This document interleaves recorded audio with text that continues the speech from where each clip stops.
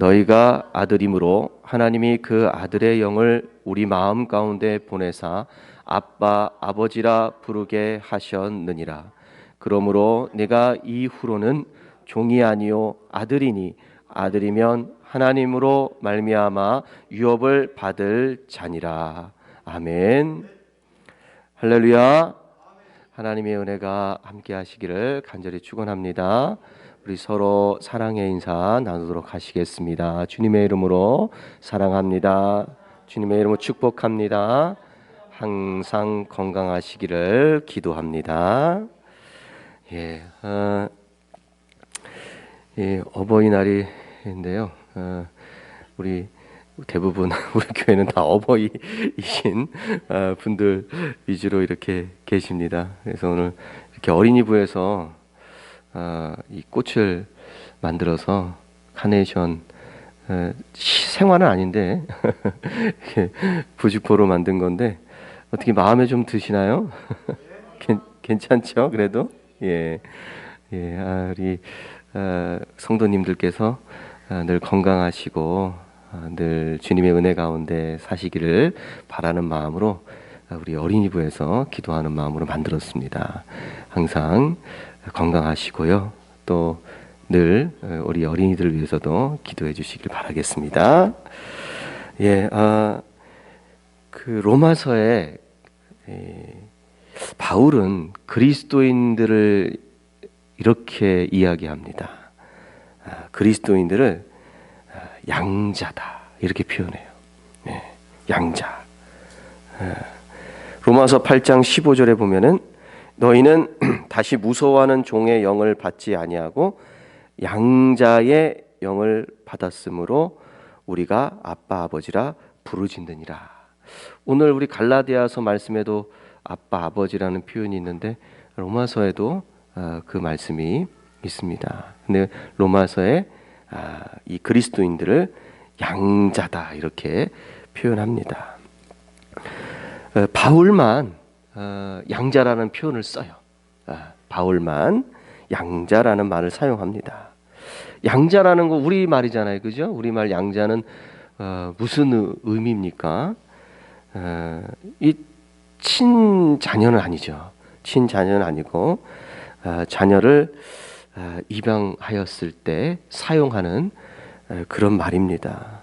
내가 낳은 자녀는 아니라도 그와 마찬가지의 똑같은 관계를 가지는 것이 양자죠. 양자.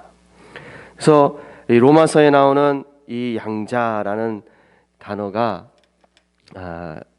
휴오데시아라는 그런 말인데 이 말이 입양 이런 뜻이에요. 입양. 실질적으로 입양이라는 의미를 갖고 있고 또 아들로 받아들여졌다 이런 의미를 가지고 있는 단어가 바로 휘오데시아인데 그리스도인을 바로 휘오데시아 양자다 이렇게 사도 바울은 표현하고 있습니다. 우리나라가 그 전쟁을 겪으면서 극심한 또 빈곤에 시달리던 그런 시대가 있었잖아요, 그죠? 그럴 때 안타깝게도 우리나라가 아이들을 잘 품지를 못했습니다. 그래서 입양을 많이 보냈어요. 입양을.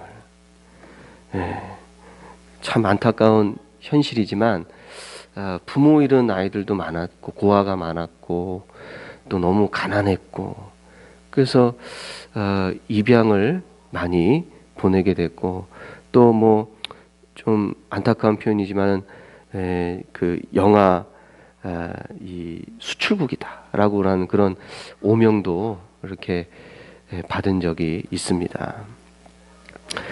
어쨌든 그렇게 안타까운 일이긴 하지만 해외로 이렇게 입양되는 경우가 많은데 입양을 가서 이 부모를 얻게 되죠. 부모를 얻게 되고 그 잘 성장해서 나중에 아이들이 성장해서 고국으로 돌아와서 부모를 찾는 그런 이야기들도 여러분을 간혹 매스컴을 통해서 보게 되죠, 그죠? 그래서 이렇게 부모를 찾으러 옵니다. 부모가 자식을 찾아야 되는데 자녀가 부모를 찾는 이 거꾸로 된 경우가 됩니다. 어쨌든 피부색도 다르고 언어도 다르고 문화도 다르고 피도 안 섞였고 그런 이 사람이 부모 없는 아이의 부모가 되어주는 거죠. 그 아이에게 부모가 생긴다는 건 축복입니다. 부모가 있다는 거. 아이가 자랄 때 부모가 없다고 생각해 보세요. 이게 얼마나 이 큰 아픔입니까? 부모의 역할은 아이에게 너무나 크죠. 부모가 없는 아이에게 부모가 생겼으니까 그 아이에게는 정말 축복이라고 할 수가 있겠습니다. 그 양자는 자연적인 부모와 자식의 관계는 아니에요. 직접 낳은 자식이 아니니까 자연적으로 형성되는 부모와 자녀의 관계가 아니지만 그래도 양자로서 누군가의 자녀가 되는 것은 이 똑같은 그런 이 효과를 갖고 있는 거죠. 제도적으로 똑같은 효과를 갖고 있는. 그런데 자녀가 아무한테나 가서 아이가 부모가 없다고 아무 어른들한테나 가서 내 부모가 되어 주십시오 라고 이렇게 얘기는 못해요. 그렇게는 어려워요. 대체적으로 어른들이 아이를 내 자녀로 삼고자 찾아 데리고 오는 경우가 대부분이죠. 아이가 부모를 이렇게 부모가 되어달라고 말할 수 없습니다. 부모가 어른이 어떤 아이에게 이제 너는 내 자녀야 하고 그렇게 인정해 줘야지 부모와 자식의 관계가 형성이 되는 거죠. 그게 이제 휘오데시아, 양자, 입양, 어른이 아이를 데리고 와야 내 자녀로 인정해 줘야 양자라는 것이 이루어질 수 있는 거죠. 그러니까 바울이 그리스도인들을 양자라는 개념으로 설명한 이유가 뭐겠어요? 우리가 하나님을 부모로 찾아갈 수가 없어요. 하나님을 내 부모가 되어 주시고 부모를 찾아갈 수가 없어요. 하나님을. 그러나 하나님께서 우리를 찾으셔서 잃어버린 아이들, 우리 잃어버린 영혼을 찾으셔서 우리를 자녀 삼아 주셨기 때문에 휘오데시아, 양자라는 그런 표현을 사용하는 거죠. 에베소서 2장 3절의 말씀을 보면 거기에 우리 사람들을 이렇게 표현합니다. 사람들은 본질상 진노의 자식이었다. 본질상 진노의 자식이다. 육체의 욕심을 따라 살고 육체와 마음에 원하는 것을 따라서 사는 본질상 진노의 자식이었다. 이렇게 말합니다. 우리가 태어날 때부터 우리가 하나님이 창조하신 그런 피조물이긴 하지만 아담 이후로 인류에게 죄가 들어온 이후로 사실 본질상 진노의 자식이에요. 본질상 진노의 자식입니다. 우리가 하나님의 자녀 그저 하나님의 자녀로 저절로 된다면 예수님께서 니고데모에게 무엇하러 물과 성령으로 거듭나라고 말하겠습니까? 반드시 거듭나야 하나님 자녀가 되는 거예요. 새로운 피조물로 하나님 자녀가 되는 거예요. 우리는 본질상 말씀 그대로 에베소서 2장 3절에 나오는 것처럼 본질상 진노의 자식이에요. 본질이 그래. 본질이 진노의 자식입니다. 우리는 우리 스스로가 하나님을 나의 아버지로 모실 수가 없는 본질상 진노의 자식인데 그럼에도 불구하고 하나님께서 우리를 자녀로 인정해 주시는 거예요. 휘오데시아. 우리는 그때부터 하나님을 아버지로 모시는 아들로서 하나님을 아버지 이렇게 부르는 겁니다. 오늘 갈라디아서 4장 4절 5절의 말씀을 보면 하나님께서 우리로 하여금 아들의 명분을 얻게 하시려고 아들을 보내주셨다 이렇게 이야기합니다. 우리가 읽진 않았지만은 4장 5절에 그런 얘기가 나와요. 아들의 명분을 우리에게 주시려고 얻게 하시려고 아들을 보내주셨다. 분명한 거는 하나님께서 그 명분을 우리에게 주셔야 한다는 사실입니다. 우리가 빼앗을 수 없고 얻을 수 없어요. 하나님께서 그 명분을 우리에게 주셔야지만 우리가 가질 수 있는 것입니다. 아들을 보내주셨다라는 그 말은 무슨 얘기입니까? 예수님이 이 세상에 오셔서 우리를 대신해서 십자가에 죽으시고 다시 살아나셨다라는 그 사건을 이야기하는 것이죠. 그냥 예수님이 우리를 위해서 죽으시고 당신 혼자서 부활하신 것에서 끝나는 것이 아니라 그것을 넘어서서 예수님이 우리 마음에 들어오신다는 거예요. 우리 심령에 들어오신다는 거예요. 아들을 보내주셨다. 예수님이 우리의 심령에 들어오셨다. 자, 예수님이 하나님의 아들이에요. 오직 독생하신 하나님의 아들입니다.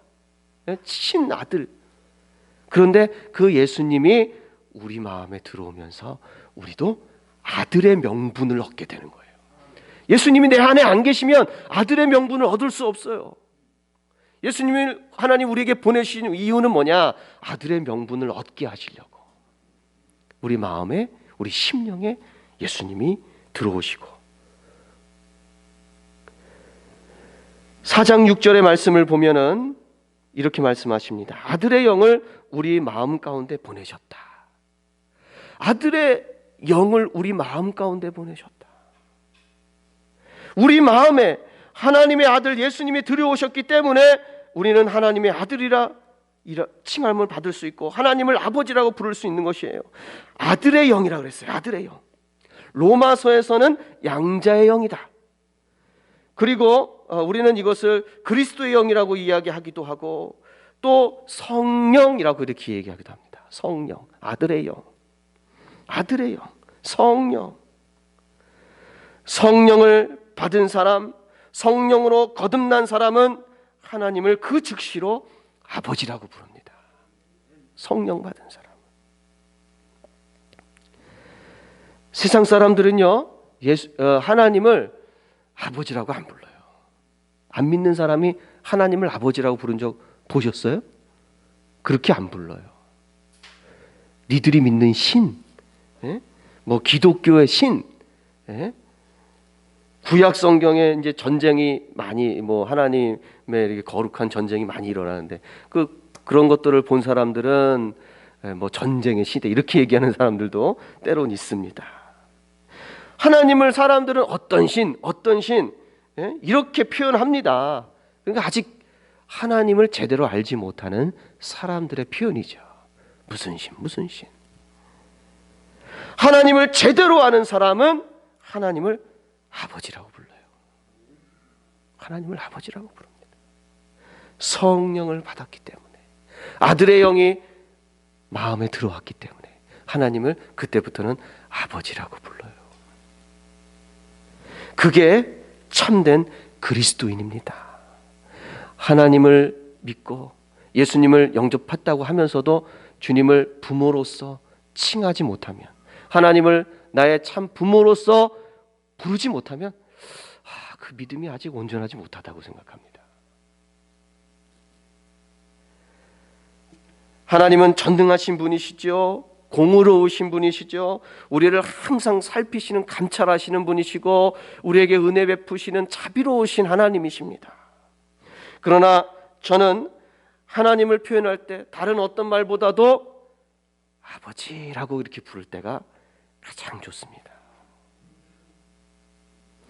게다가요, 성경은 하나님을 더욱 친근한 언어로 부르도록 이야기하고 있어요. 아빠라고 부르래요. 아빠. 여러분들 지금 이제 연세가 높으시니까 아빠라는 표현을 쓰시기가 조금 조금 민망하시죠. 그러나 기도할 때 골방에서 기도하시든 어디서 기도하시든 하나님과 개인적으로 기도하실 때 하나님을 한번 아빠라고 불러보세요. 아빠. 공개적인 석상에서 대표 기도할 때 그렇게 하셔도 상관없어요. 참 은혜스럽습니다. 그러나 그때 조금 부끄러우시면 개인적으로라도 하나님 앞에 무릎 꿇고 기도하실 때 아빠 하고 이렇게 한번 불러보세요. 그거 허락하신 거예요. 하나님은 허락하신 거예요. 오늘 말씀에 아빠, 아버지라 이렇게 아빠, 아버지라 부르게 하셨다. 이렇게 하잖아요. 근데 참 신기한 게 우리가 이게 아버지를 부르는 애칭이 아빠잖아요. 그죠? 아빠인데, 그런데 히브리어도 정확하게 이제 이 구약 성경 이제 그 당시 예수님 당시에 이 말씀을 하실 당시에 이스라엘은 아람어를 썼는데, 아람어도 발음이 우리 애칭하고 똑같아요. 아빠예요. 아빠. 똑같아요. 그게 똑같을 수밖에 없는 게 뭐냐면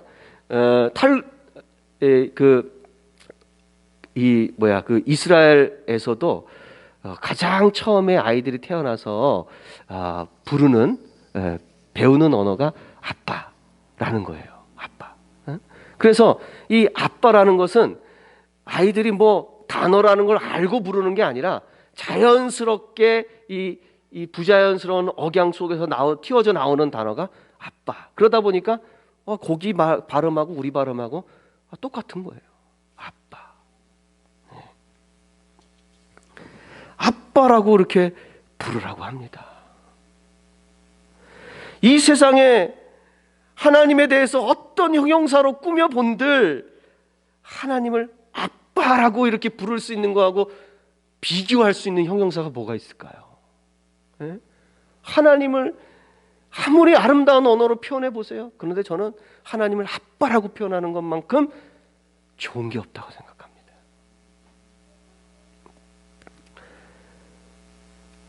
예전에 제 아내가 저한테 조금 안타깝고 슬픈 이야기를 해준 적이 있는데, 저한테 부러운 게 있대요. 그 뭐냐 그랬더니 제 아내가 목사님이 어머니한테 엄마 혹은 어머니라고 이렇게 부르는 게 부럽대요. 왜냐하면 제 아내가 어머니가 없이 컸거든요. 그래서 평생 누구에게 어머니라고 불러본 적이 없는 거야. 제가 다정스러운 표현으로 부를 때 그 모습이 부럽고, 또 그게 무슨 느낌일까, 이런 생각이 든다는 거예요.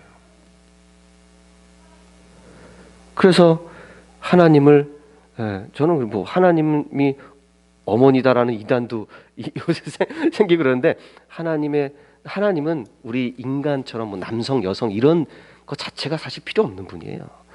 아버지도 되고 어머니도 되시고 무엇이든 다 되시는 분이니까. 그래서 하나님을 더 의지하고 이렇게 우리 아내가 살아왔는데, 우리가 하나님을 아버지 또는 아빠라고 부를 수 있다는 것은 정말로 큰 은혜이고 축복인 줄 믿습니다. 우리가 그걸 알아야 합니다. 우리 하나님 아버지께서 우리에게 아들의 영을 보내주시고 우리를 아들로서 인정을 해주셨습니다. 자, 그렇다면 우리가 아들 됐잖아요. 양자 아들이에요. 자녀입니다. 딸이 됐습니다. 그렇다면 우리는 바로 유업을 받을 자가 된 겁니다. 유업을 받을 자, 상속자가 된 거예요. 상속자. 기업 물을 자, 소유자. 클레로노모스, 유업을 받을 자가 된 거예요. 그럼 무엇을 유업으로 받습니까? 우리 하나님으로부터 하나님 자녀 됐는데, 하나님 상속자 됐는데 무엇을 받는 것인가요? 그것은 하나님의 것, 하나님의 모든 것을 우리는 받을 수 있는 줄 믿습니다. 하나님의 것은요, 좋은 겁니다. 악한 게 없어요. 항상 선한 겁니다. 천국 소망만 말하는 게 아니에요. 천국 소망, 이건 우리에게 가장 큰 복이지만 그것뿐만 아니라 하나님께서 소유하신 그 모든 것을 우리가 누릴 수 있는 줄 믿습니다. 그런데 우리는 먼저 하나님이 나의 아버지시다 라는 분명한 믿음을 가져야 될 줄 믿습니다. 이 믿음이 부족하면 우리는 아버지께 무엇을 요구하거나 무엇을 구하는 것을 부끄럽게 생각하게 됩니다. 난 자격이 없다고 생각합니다. 포기합니다. 하나님이 나의 아버지시다. 아이고, 진짜요? 우리 막내는 아무것도 몰라요. 이게 막 야단치고 있는데 안 와달래요. 야단치는데 막 혼내키는, 잘못해가지고 이놈하고 이렇게 혼내키는데 안아줘 이래요. 안아줘. 그러면 막 화가 나다가도 안아줘야 되겠지 하고 이렇게 안아주거든요. 그러니까 그런 거죠. 우리는 이게 본능적으로 안아달라고 말할 수 있는 자격이 자기한테 있다고 생각하는 거예요. 본능적으로. 아빠니까 안아줘. 우리가 하나님을 대할 때 이런 마음이 좀 가졌으면 좋겠어요. 물론 죄가 많고 때로는 실수하고 부족하고 참 부끄러운 일도 많겠지만 그래도 하나님 앞에 또 나와서 안아주세요 아빠, 이렇게 기도할 수 있는 성도가 되길 원합니다. 그게 정말 여러분들의 복입니다. 그 복을 절대 포기하지 마시고 잃어버리지 마십시오. 평생 그렇게 하나님 앞에 아빠라고 부르시며 살 수 있게 되기를 간절히 축원합니다. 기도하시겠습니다. 참으로 좋으신 하나님 아버지, 오늘 우리가 하나님을 아버지라 부르고 아빠라고 불러봅니다. 감사합니다. 하나님을 이런 호칭으로 전능하시고 창조주이시고 위대하신 우리 하나님을 내가 아빠라고 부를 수 있다는 것, 너무나 큰 은혜고 축복인 줄 믿습니다. 오늘 주님 앞에 이 호칭으로, 아빠라는 애칭으로 안아달라고 부르짖는 우리 사랑하는 성도들, 주님께서 품어주시고 지켜주시고 상속자로서, 유업을 받을 자로서 복을 내려 주시옵소서. 예수님의 이름으로 기도하옵나이다. 아멘.